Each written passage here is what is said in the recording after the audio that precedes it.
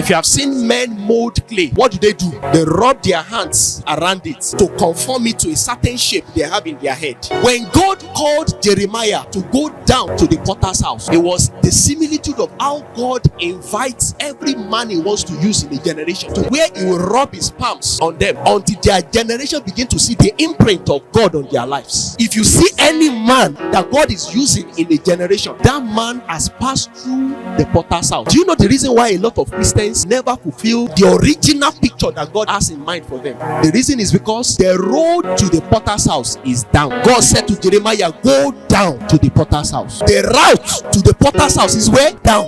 And the implication of that is that when God sends a man to the potter's house, his life begins to take a decline, because a lot of temptation, trials, tribulation begin to come his way. He begins to experience some pain.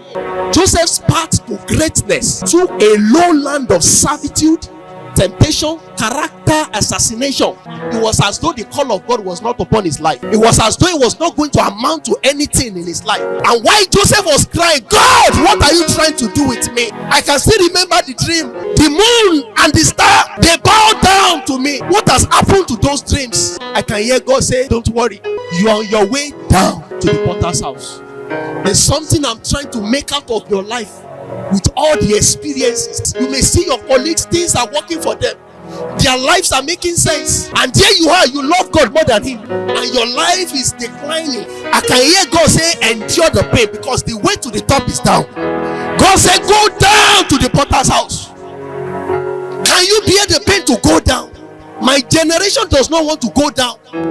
So even when God is passing us through some training to mold us so that his imprint can be left on our lives, we are looking for shortcuts. For Joseph, almost overnight, everything turned around for him. He became one of the most powerful men in the world. Go down to the potter's house.